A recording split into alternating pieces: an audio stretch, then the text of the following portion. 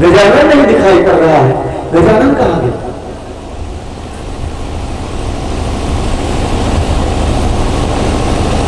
गजानन कहाँ गया?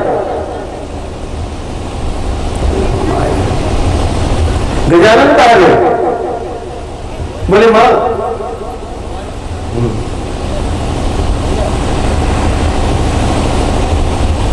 आप पिताजी को जल जलपान दीजिए।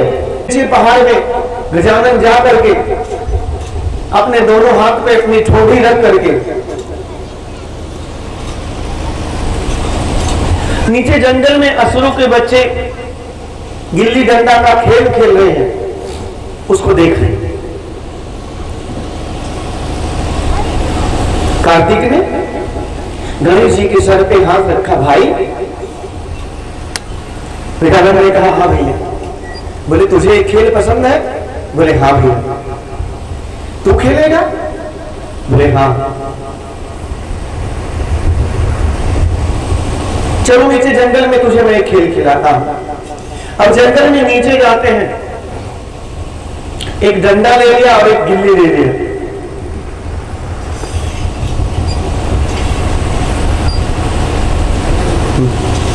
गिल्ली ले लिया और कहा भाई तू क्या करेगा?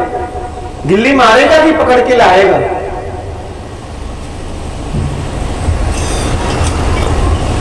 गजानन ने कहा भैया आप मारो, मैं पकड़ के लाता हूं। और कार्तिक मारते, गजानन जहां खड़े रहते थे उससे बहुत दूर।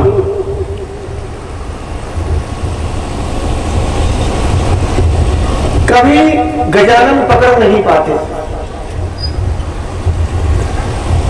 और उनको बहुत खींच होने लगी कि भैया मार रहे हैं, मैं पकड़ नहीं पा रहा हूं, मेरी बारी नहीं आ रही है।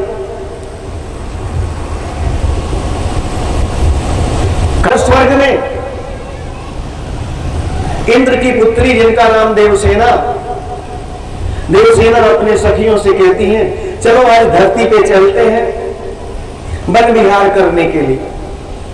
और आकाश मार्ग से नीचे उतर रही थी, तब तक आगे देवसेना थी, तब तक वो गिल्ली जा करके देवसेना के माथे में लग जाती, घुस जाती।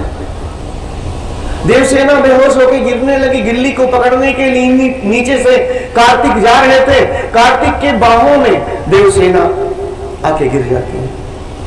कार्तिक लेके नीचे उतरते हैं और नीचे उतरते हैं तो उसी जंगल में जहां कुछ दूरी पे अरुणासुर बैठ करके गुफा में अपने बेटी को जिंदा करने के लिए, पंचभूतों को पाने के लिए तपस्या कर रहा था। पंचभूतों को पाने के लिए तपस्या कर रहा था, अपनी पुत्री को जिंदा करने के लिए। वो अपनी पूजा छोड़ के देखता है, कहता ये तो कार्तिक है, महादेव के पुत्र, और ये देवसेना इंद्र की पुत्री। अच्छा हुआ ये मर जाती तो ठीक रहता। मेरी बेटी, मैं उसके लिए मांगने गया पंचमहाभूतों को, देवराजेंद्र ने दिया नहीं। आज इंद्र की पुत्री मर जाती देवसेना तो अच्छा रहता। तब तक कार्तिक को खोजते हुए गणेश जी भी आ गए। देख तेरी गिल्ली कितनी जोर से लगी है। बड़े मुश्किल से गिल्ली निकाला, बहुत खून निकल रहा था। अपना जो ये साफा था किसी से अचले से सर को बांध लेते हैं, होश नहीं आ रहा। कहते गजानन? बोले हाँ भैया। बोले जाके कहीं से जल ले आओ और जल का छींटा मारे ताकि इसको होश आए। सखिया भी खड़ी है। गणेश जी जल ले आते हैं और देवसेना पे जल का छिटका मारा जाता है, देवसेना को होश आ जाता है। देवसेना को होश आ जाता है। लोगों ने कहा इस तरह से गिल्ली मारने नहीं किया, इतनी जोर से गिल्ली किसने मारा? गणेश जी ने कहा मैंने मारा। इतना बड़ा आकाश मार्ग है, आप दूसरे मार्ग से नहीं जा सकते। जिस मार्ग से मेरी गिल्ली आ रही थी उस मार्ग में आने की क्या जरूरत? छोटे बच्चे, मेरी कोई गलती नहीं।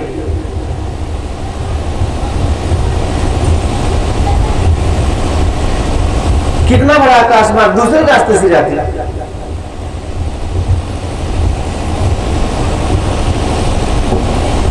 गलती सबसे होती है, गलती होना कोई बड़ी बात नहीं। बड़ी बात क्या है? अपने गलती को स्वीकार करना, क्षमा मांगना। अगर गलती हुई है तो कभी क्षमा मांगने में आपका कोई मान सम्मान जाता नहीं है, क्योंकि सबसे गलती होती है। जो गलती करे वो इंसान, जो गलती ना करे वो भगवान। और गलती हुई है तो महादेव के शरण में चले जाओ, बाबा तुरंत माफ कर देते हैं। जब शिव पे जल चढ़ाते हो पहले धोते हो, जो ऐसे महादेव जलाधारी को जब यहाँ पे धोए तो अपनी जो गलती महादेव से कहिए, बाबा बहुत जल्दी क्षमा कर देते। 84 लाख योनियां हैं, सबसे बुरी यौन है नाग की, सांप की। दुनिया में ऐसा कोई नहीं है, अपने बच्चों को खा जाता है नाग, और जिसको काट लिया वो प्रेत यौन में चला जाता है, फिर 1000 वर्ष जन्म नहीं होता। नाग का काटा हुआ महादेव की शरण में चला गया, उसे अपनी गलती का एहसास हुआ। तो देखिए विनती उसने किया और भोले बाबा ने उसे कहां स्थान दिया? अपने गले में। कहां स्थान दिया? गले में स्थान दिया। हमसे आपसे गलती होती है तो शिवलिंग को धोते समय जब ऐसे महादेव हैं, जब यहां हाथ लगे तो अपनी गलती जरूर कहिए, विनती रोज करिए। चलते फिरते कितने कीट पतंगे कर जाते हैं, बाबा से विनती कर देते हो तो तुरंत वो समाप्त कर देते हैं आपकी गलती। बड़े दयालु हैं, जो अपने बच्चों को खा जाता है, ऐसे पापी को माफ करके गले में स्थान में दिया। अगर हम लोग उनसे विनती करें तो बाबा अपने दिल में हमें जगा देंगे, क्योंकि घर में सबसे दयालु कौन होता है? दादी और बाबा। कि तुम्हारे माता पिता से भी लड़ जाते हैं, अगर आप उनके सामने मारने लगे तो उनसे भी लड़ जाते हैं, आंसर कर देते हैं मेरे पोते को मत मारो। ऐसे दयालु है भोलेनाथ। और बड़ी ही आसान शिव की भक्ति है, ये जान लीजिए। दुनिया में सबसे आसान भक्ति है तो भोले बाबा की, सबसे आसान महादेव की भक्ति। अभी 9 दिन का नवरात्र रखो आप तो बार बार जाना पड़ेगा, दीपक ना बुझे, ये घटा है वो घटा है। अब भोले बाबा को शिवलिंग लाया या मोरंग गिर रहा, उसमें से पत्थर लेके 2 ईंटा रख के रख दिया, और बाबा सारी जहर की चीज बाबा खाते हैं, चाहे कंडेल का फूल हो, चाहे मदार का फूल हो, चाहे धतूरे का फूल हो, फल हो, चाहे बेलपत्री हो, सब भोले बाबा। और कोई देवता लेता है? लेकिन हाँ, एक बेलपत्री का भोग लगा के 1 लोटा जल चढ़ाया है तो बाबा को 56 भोग प्रिय नहीं है, लेकिन आपको 56 भोगों भर में नहीं देते। ऐसे है महादेव। आपको कभी कुछ घटेगा नहीं, आप भक्ति करके तो देखो, आज ये खाओगे कल परसों कभी रुकावट नहीं आएगी। बाबा इतना ध्यान दे, क्योंकि आपने एक बेलपत्री का भोग लगाया है शिव को। भाई जिसकी आप परवाह करती हो वो आपकी परवाह करता है कि नहीं करता है? करता है, वो आपकी परवाह करता है। तो इसीलिए भोले बाबा की परवाह किया इतनी, तो बाबा इतनी आपकी परवाह करेंगे। करके तो देखो। और बहुत आसान है शिव की भक्ति। अन्य युगों में भक्ति बड़ी कठिन थी। सतयुग में आदमी 21 हाथ का होता था, उम्र 1 लाख वर्ष, शरीर में जान कहां रहती थी? हड्डी में। इसीलिए 10-20 हजार वर्ष तपस्या करते थे। वेद पुराण कहते हैं दीमक खा जाते थे शरीर को, फिर भी भगवान दर्शन नहीं देते। लोगों ने कहा पूजा बड़ी कठिन है, क्योंकि जब हड्डी में जान रहती थी इसलिए कोई बात नहीं, शरीर खा गए हड्डी पड़ा है तो कोई मरेगा नहीं। त्रेता युग आया। त्रेता युग में पहले भगवान ने उम्र घटा दिया, 1 लाख वर्ष जहां था 10,000 वर्ष कर दिए। लंबाई घटा दिया, 21 हाथ में से 7 हाथ निकाल दिया, 14 हाथ के आदमी होने लगे। हड्डी में जहां जान थी वो मांस में आ गई। अब ऐसा नहीं है, अब आपके शरीर में मांस नहीं है तो आप जिंदा नहीं हो। 10,000 वर्ष पूजा और सरल हो गई, लेकिन कठिन और लगने लगी सबको।